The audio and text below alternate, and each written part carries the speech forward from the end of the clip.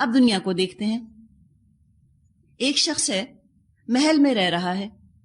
ہم کہتے ہیں نا born with a silver spoon, سونے کا چمچہ لے کر پیدا ہوا. اس نے ہاتھ پاؤں بھی نہیں ہلائے، کوئی محنت نہیں، کوئی مشقت نہیں، لیکن دولت اتنی ہے کہ 7 پشتیں بھی اس کی کھائیں تو ختم نہ ہو. محلوں میں رہتا ہے، بہت آرام سے رہتا ہے. اس کے برعکس ایک شخص ہے، کمر توڑ محنت کرتا ہے، بیک بریکنگ لیبر، لیکن بمشکل شام کو وہ ایک وقت کی روٹی خود بھی کھا سکتا ہے اور اپنے گھر والوں کو بھی کھلا سکتا ہے. تو کیا یہ انصاف ہے؟ انفیئر ہے. تو اگر صرف دنیا ہی دنیا ہوگی تو یہ تو بہت انفیئر تقسیم ہے.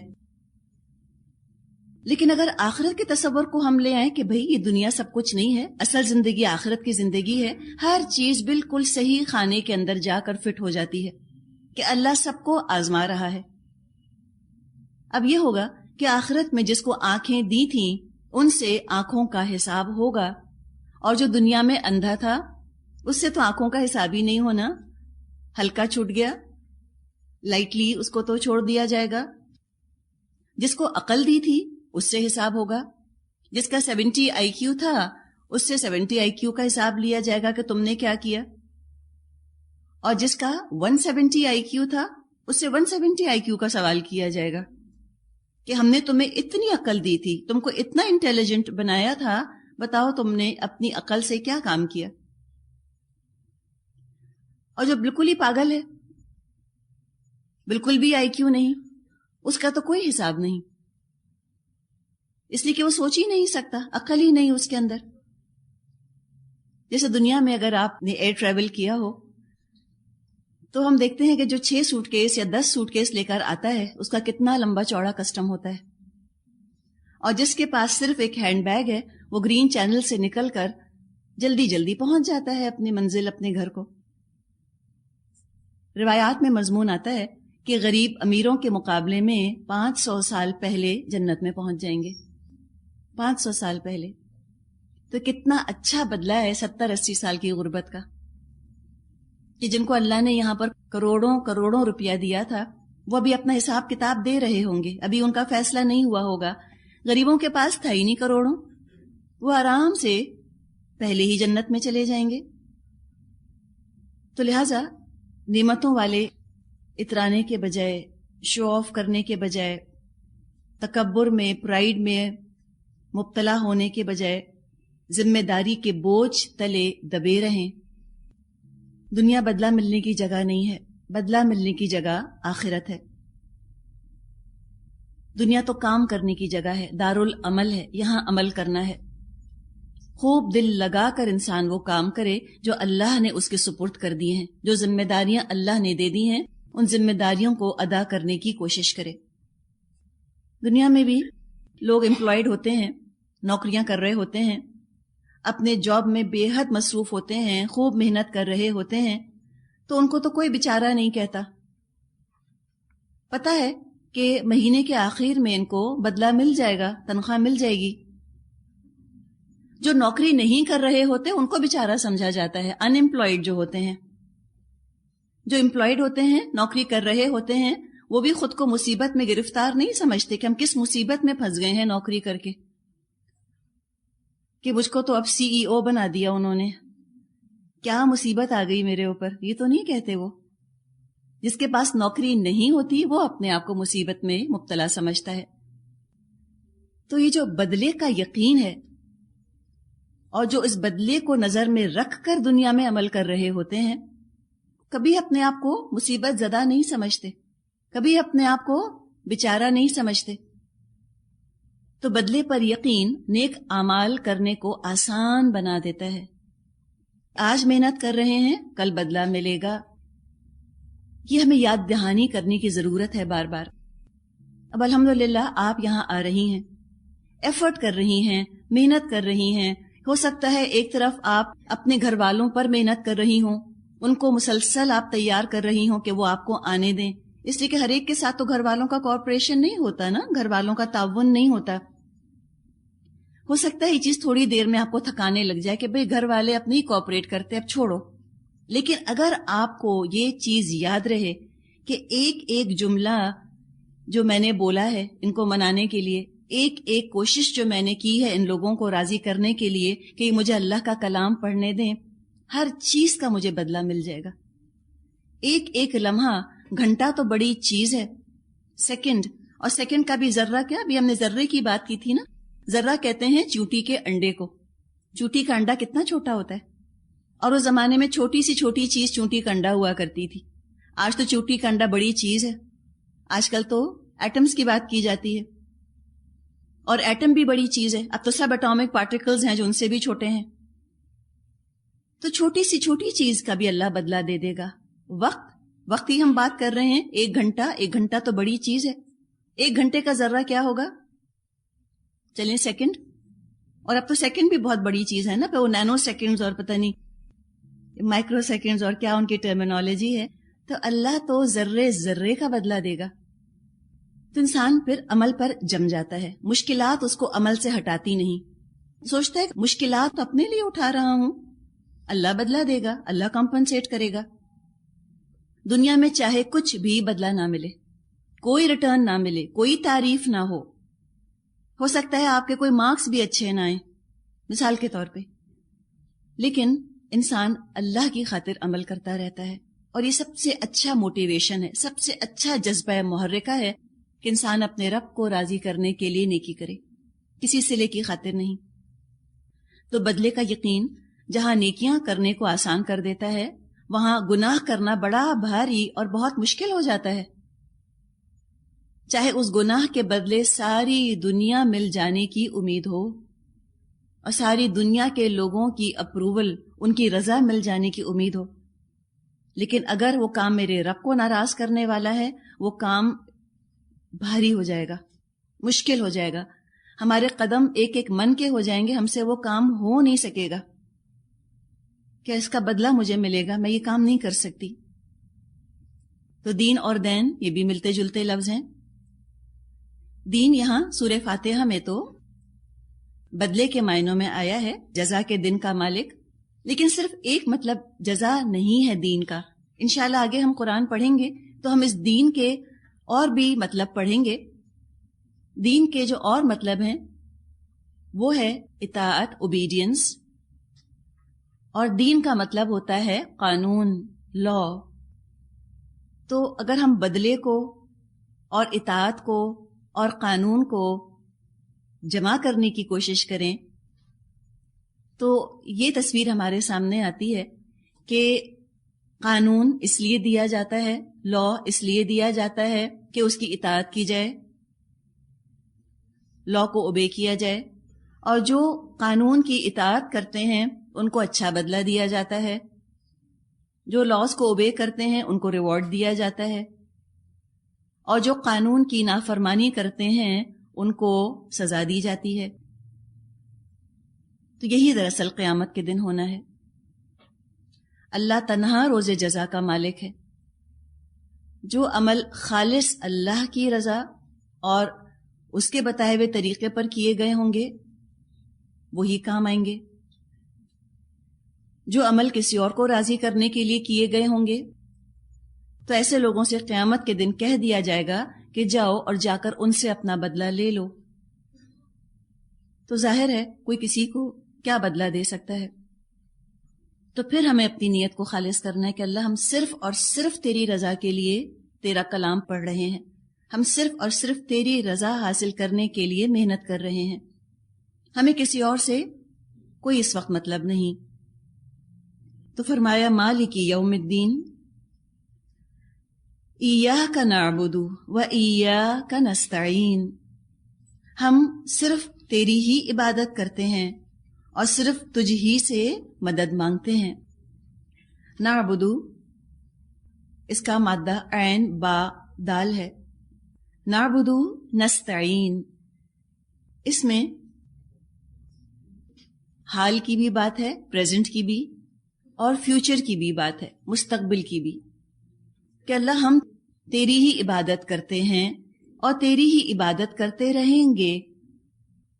ہم تجھ ہی سے مدد مانگتے ہیں اور تجھ ہی سے مدد مانگتے رہیں گے آئندہ بھی. بہت بڑا دعویٰ بھی ہے اور بہت بڑا وعدہ بھی ہے. جو آپ کو ابھی مادہ بتایا عین با دال، اسی سے لفظ عبد بنتا ہے.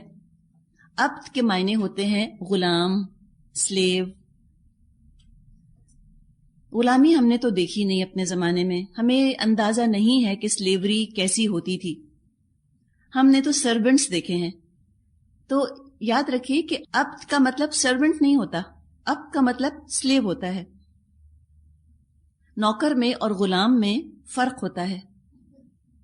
نوکر تو محدود گھنٹوں کے لیے آپ کی خدمت میں ہوتا ہے، جب تک وہ آپ کی نوکری میں ہے، جب تک وہ آپ کا نوکر ہے. آپ کی نوکری چھوڑ گیا تب تو وہ آپ کا نوکر نہیں ہے، برابر ہے وہ آپ کا. نوکر کا بھی ایک ووٹ ہے جب الیکشنز ہوں گے، اور آپ کا بھی ایک ووٹ ہے. لیکن جو غلامی ہوتی تھی اس میں غلام کے حقوق مالک کے برابر کبھی نہیں ہو سکتے تھے. غلام 24 گھنٹے کا غلام ہوتا تھا، ساری زندگی کا غلام ہوتا تھا. اس کی کوئی اپنی آزاد مرضی نہیں ہوا کرتی تھی. زر خرید ہوتا تھا نا، خریدا ہوا ہوتا تھا. تو چلے، چونکہ ہم سلیوری کو ابھی امیجن بھی نہیں کر سکتے، سوچ نہیں سکتے، اس کی بات نہیں کرتے، ہم صرف اپنے نوکروں کی بات کر لیتے ہیں کہ جو ہم نے یہ دعویٰ کیا ہے. اور کتنی دفعہ ہم یہ دعویٰ کرتے ہیں نا، ایاک نعبد، اللہ ہم تیرے بندے ہیں، اللہ ہم تیری ہی عبادت کرتے ہیں، اللہ ہم تیری ہی فرما برداری کرتے ہیں. تو ذرا ہم اپنے اس دعوے کو دیکھ لیں، انالائز کر لیں کہ کیا واقعی ہم اللہ کے فرما بردار ہیں؟ کیا ہر کہنا، ہر بات اس کی ہم مانتے ہیں؟ کسی بھی نوکر کو ذہن میں لے آئیے. ایک آپ کا نوکر ہے، اب وہ آتا ہے پہلے دن آیا اور آپ نے اس کا انٹرویو لیا. اب وہ آتا ہے، ساری بات وہ کر لیتا ہے آپ سے، سب بات طے ہو گئی. چلتے چلتے وہ آپ سے کہتا ہے کہ ساری باتیں یہ ہو تو گئیں، لیکن آپ کی بات ماننی کو ضروری تو نہیں ہوگی نا میرے لیے. اب آپ اس کو رکھیں گی اپنی ملازمت میں؟ اس نے پہلے ہی کہہ دیا کہ آپ کی بات ماننی کیا ضروری ہوگی، آپ نہیں رکھیں گی اس کو. چلے یہ نہیں کہا، آگے آپ کی نوکری کے اندر اب آپ ایک ہدایت، ایک انسٹرکشن اس کو دیتی ہیں، وہ آگے سے 10 دفعہ بحث کرتا ہے. آپ نے اس سے کہا آج مرغی پکا لو، کہے گا میرا تو دل نہیں چاہ رہا، میں آج بھنڈی پکاؤں گا. آپ نے اس سے کہا کہ تم 1 بجے بچے کو اسکول سے لے آنا، وہ کہے کہ میں تو 1 بجے جا ہی نہیں سکتا، میں 4 بجے جا کر لے آؤں گا. کیا آپ اس کو نوکری میں رکھیں گی؟ حرکتیں ایسی ہیں اس کی، لیکن دن میں 32 دفعہ 32 ٹائمز آپ کے سامنے ہاتھ باندھ کر کھڑا ہوتا ہے، کہتا ہے میں تو آپ ہی کا نوکر ہوں، میں تو آپ ہی کا نوکر ہوں. کیا کہیں گی آپ اس کو؟ بتائیے. جی ہم کہیں گے اس کو کہ جھوٹ بولتا ہے. اچھا اب ایک اور سین دیکھیے. تنخواہ آپ دے رہی ہیں، ڈرائیور ہے آپ کا، سارے مہینے آپ کے پڑوسی کی گاڑی چلاتا ہے، اور پہلی تاریخ کو آ کر آپ کے سامنے کھڑا ہو جاتا ہے کہ میں تو آپ ہی کا نوکر ہوں، میں تو آپ ہی کا نوکر ہوں. تنخواہ دیں گی؟ کبھی نہیں دیں گے. کیوں نہیں دیں گے؟ اس لیے کہ ہم رحمان اور رحیم نہیں ہیں، ہم برداشت نہیں کر سکتے، ہم میں صبر نہیں ہے، ہم الصبور تھوڑی ہیں. لیکن اللہ کے ساتھ ہم نے یہی رویہ اختیار کیا ہوا ہے. اللہ کے علاوہ ہر ایک کی غلامی کرتے ہیں، لوگوں کی غلامی، معاشرے کی غلامی، رواج، rituals, society, people, whims and fancies, خواہشات کی. اللہ کے علاوہ ہر ایک کی بندگی ہو رہی ہے، لیکن پھر بھی اللہ ہی دیے جاتا ہے. کسی کا اس نے سانس نہیں روک دیا ہم میں سے، کسی کا اس نے رزق نہیں چھین لیا کہ میرے بندے نہیں بنتے جو میں تم کو دیتا بھی نہیں. پھر بھی خواہشات پوری کرتا ہے، پھر بھی تمنائیں پوری کرتا ہے، پھر بھی ہمیں سسٹیننس دیتا ہے، ہمیں رزق دیتا ہے، اور منتظر رہتا ہے کہ یہ کب میرے بندے بننے پر راضی ہوں گے تو میں پھر ان پہ پوری رحمت کے ساتھ متوجہ ہو جاؤں. اس نے پیدا کیا، اس نے پالا، اس نے آنکھ ناک دی، وہی حفاظت کر رہا ہے. جن چیزوں کی محبت میں ہم گرفتار ہیں وہ سب اللہ نے دی. خاندان اللہ نے دیا، اولاد اللہ نے دی، شوہر بیوی اللہ نے دیے، والدین اللہ نے دیے. ان کو پوجنا شروع کر دیا، ان کی ورشپ شروع کر دی اور دینے والے کو بھول گئے. تو شکر کا ڈیفینیشن لے کر آئیے دماغ میں. یہ شکر تو نہ ہوا کہ نعمت دینے والے کو ہی بھول جایا جائے، اسی کو اگنور کر دیا جائے. سب کچھ اللہ نے دیا لیکن اسی پر اعتماد کرتے ہوئے گھبراتے ہیں، اسی کی بات پر ٹرسٹ کرتے ہوئے گھبراتے ہیں. تو یہاں ہمیں پھر سے شعوری طور پہ سوچنا ہے ایاک نعبد. ایا اس میں بہت زور ہے. ایا صرف، اونلی. اللہ ہم صرف تیری عبادت کرتے ہیں. دیکھیں ایک بات ہوتی ہے نا کہ مثال کے طور پہ کوئی کہے کہ زید بھی عالم ہے، آلسو جس کو ہم کہتے ہیں نا، زید از آلسو اے اسکالر. کیا مطلب ہوا کہ اور بھی عالم ہیں اور زید بھی ایک عالم ہے. ایک کہتے ہیں زید ہی عالم ہے، زید از دی اونلی اسکالر. اس میں ہم نے سب کو نکال دیا. ہم کہتے ہیں کوئی اور عالم نہیں ہے سوائے زید کے. یہاں وہی چیز ہے، اس کو حسر کہا جاتا ہے. ہا موٹا والا ہا، حلوے والا، صاد را، حسر. ایاکا صرف تیری. اس میں ہم سب کو نگیٹ کر رہے ہیں کہ ہم کسی کی عبادت نہیں کرتے. اللہ ہم صرف تیری عبادت کرتے ہیں. تو پھر عبادت کیا ہے؟ ہر وہ کام جو اسلام کے طریقے کے مطابق کیا جائے وہ عبادت ہے. امام غزالی رحمۃ اللہ علیہ لکھتے ہیں کہ عبادت کی 10 قسمیں ہیں: نماز، زکوٰۃ، روزہ، حج، تلاوت قرآن، ہر حالت میں اللہ کا ذکر کرنا، یہ بھی عبادت ہے. نمبر 7، حلال روزی کے لیے کوشش کرنا، لافل ذرائع سے، لافل مینز سے سسٹیننس حاصل کرنے کی کوشش کرنا. جیسے کہ حدیث میں آتا ہے الکاسب حبیب اللہ، حلال کمائی کرنے والا اللہ کا محبوب ہے. نمبر 8، مسلمانوں کے اور پڑوسی کے اور ساتھی کے حقوق ادا کرنا. نیبرز کے جو ہمارے ساتھ لوگ ہیں، کولیگز وغیرہ، ان کے رائٹس ادا کر دینا، یہ بھی عبادت ہے. نمبر 9، لوگوں کو نیکی کا حکم دینا اور برائیوں سے منع کرنا.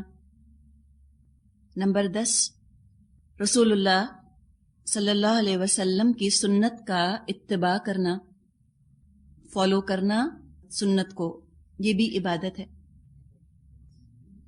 اب آپ دیکھیں کہنے کو 10 نکات ہیں، 10 پوائنٹس ہیں، لیکن پوری زندگی کو انہوں نے گھیر لیا. پہلے 5 کو تو ہم عبادت سمجھ کے کر لیتے ہیں، نماز، روزہ، حج، زکوٰۃ، قرآن کی تلاوت، لیکن آخری 5 کو تو ہم عبادت سمجھتے ہی نہیں، اہمیت نہیں دیتے. حالانکہ یہ 10 کام ہیں، سمجھے موٹے موٹے، ان کو آپ ذہن میں رکھیں. یہ کام اللہ نے ہمارے سپرد کیے ہیں، ہمیں یہ کام کرنے ہیں، اور ان کے متعلق پوچھ ہوگی اللہ کے ہاں قیامت کے دن کہ تم نے یہ 10 کام کیے تھے یا نہیں کیے تھے. تو یہ آسان تو نہیں ہے، کہنے کو 10 ہیں لیکن مشکل ہیں. تو جو ہی انسان کو یہ احساس ہوتا ہے کہ واقعی اللہ کی عبادت اتنا آسان کام تو نہیں ہے، فوراً دعا وہ کیا ہے؟ وَإِيَّاكَ نَسْتَعِينُ، اور اللہ ہم صرف تجھ ہی سے مدد مانگتے ہیں. نستعین، اس کا مادہ، اس کا روٹ عین واو نون ہے.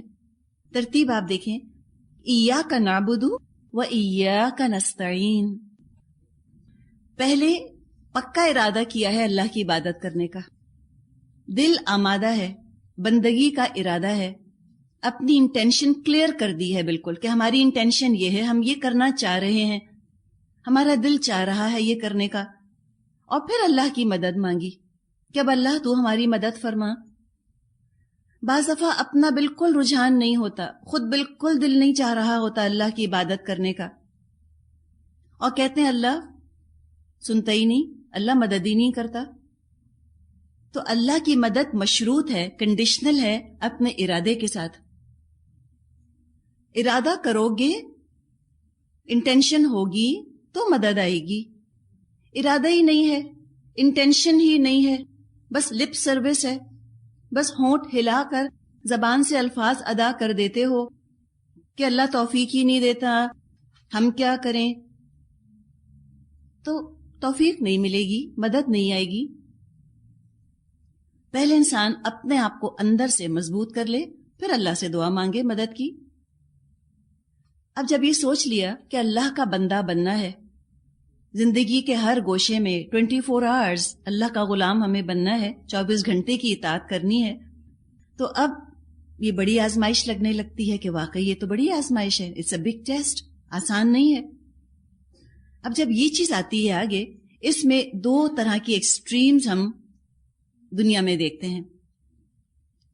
ایکسٹریمز یہ ہوتی ہیں کہ کچھ لوگوں نے کہا کہ اگر اللہ کا بندہ ہمیں بننا ہے تو ہم سارے رشتے ناطے کاٹ دیں، سب بلڈ ٹائز کاٹ دیں، سب دوستیاں ختم کر دیں، بالکل دنیا سے کٹ جائیں. یہ ایکسٹریم اللہ کو پسند نہیں ہے. اور بہت سے ایسے ہیں وہ کہتے ہیں امپاسبل کام ہے، ہو ہی نہیں سکتا، امپریکٹیکل ہے، ہم اللہ کے بندے 24 گھنٹے بن ہی نہیں سکتے. تو جب ہم اللہ کی اطاعت باقی زندگی میں نہیں کر سکتے تو نماز روزے کی بھی پھر کیا ضرورت ہے، چھوڑو، رہنے دو عبادت کو. اللہ غفور و رحیم ہے، جس کو چاہے گا بخشے گا، رحمان اور رحیم ہے. انہوں نے بالکل اللہ کی عبادت چھوڑ دی، بالکل کٹ گئے.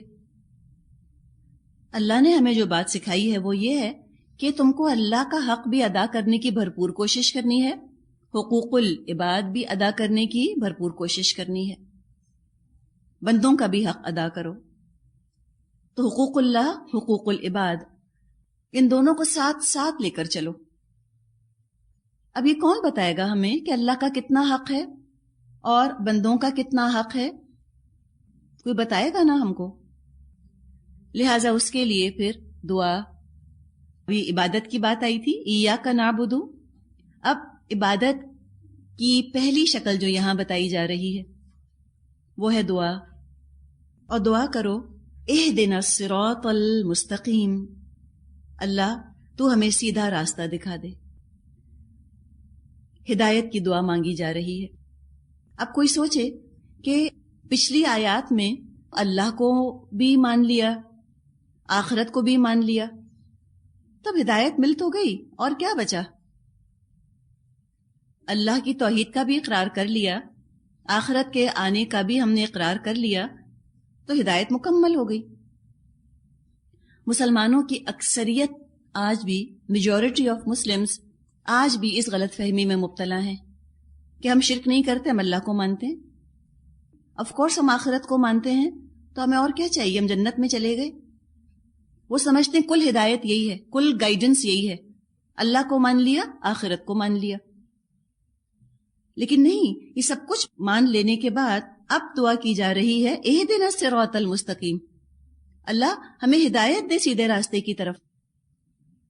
تو پتہ چلا کہ اللہ کو ماننا اور یوم آخرت کو ماننا یہ تو ہدایت ملنے کی ابتدائی شرائط ہیں، یہ تو پری ریکویزٹس ہیں.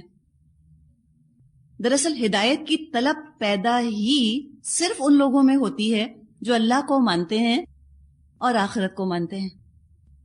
جو اللہ کو نہیں مانتے، جو آخرت کو نہیں مانتے، ان کے اندر ہدایت کی طلب ہی نہیں پیدا ہوتی.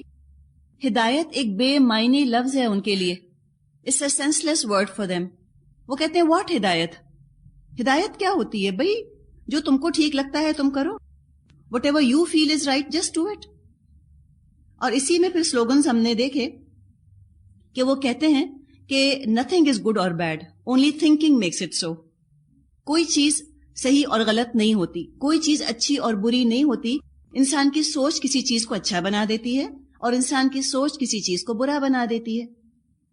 یہ ان لوگوں کا نظریہ ہے، یہ ان لوگوں کا پوائنٹ آف ویو ہے جو نہ اللہ کو مانتے ہیں نہ آخرت کو مانتے ہیں. تو وہ ہدایت کی دعا ہی نہیں کرتے.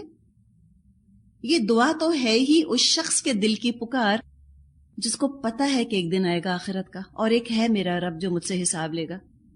اب وہ دعا کرتا ہے کہ ہمیں سیدھے راستے کی ہدایت دے دے. ہمیں بتا دے اللہ کہ ہم کیا کریں. صراط، اس کا مادہ، اس کا روٹ ورڈ سین را طا ہے. سراطا، اس کا مطلب ہوتا ہے نگل جانا، ٹو سوالو. جیسے ہم ایک لقمہ کھاتے ہیں، ایک نوالا کھاتے ہیں، تو وہ ہمارے انٹسٹینز میں جا کے، ہماری آنتوں میں جا کر گم ہو جاتا ہے نا، کھو جاتا ہے، نگل لیتے ہیں ہم اس کو. اسی طرح راستہ انسان طے کرتا ہے قدم قدم، اور سمجھے ایک طرح سے وہ راستہ طے کر لیتا ہے، عبور کر لیتا ہے. اچھا، صراط مستقیم میں آپ دیکھیں گی اکثر جگہ ترجمہ کیا گیا ہوتا ہے سیدھا راستہ.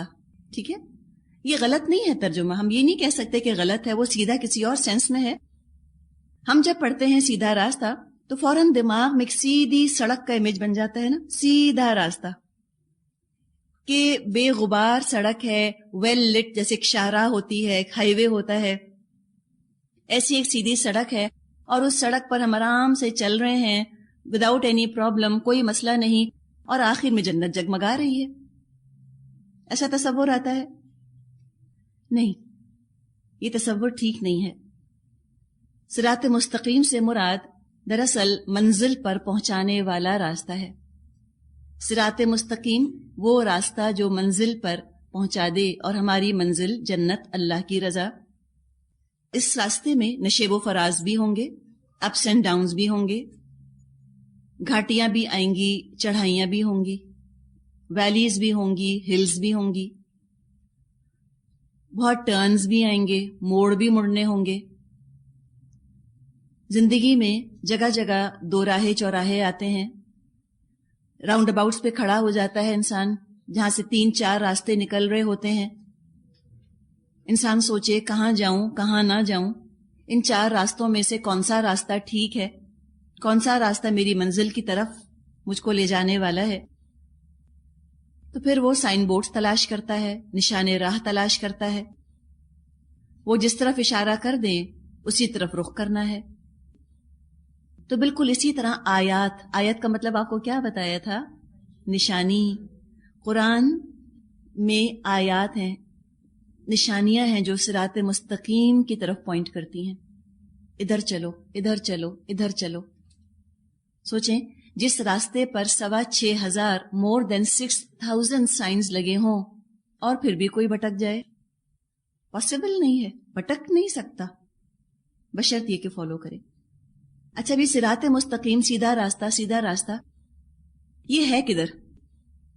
جاپان میں ہے، سعودی عربیہ میں ہے، امریکہ میں ہے، افریقہ میں ہے، آخر ہے کہاں؟ کہاں بنا ہوا ہے یہ راستہ؟ بتائیں.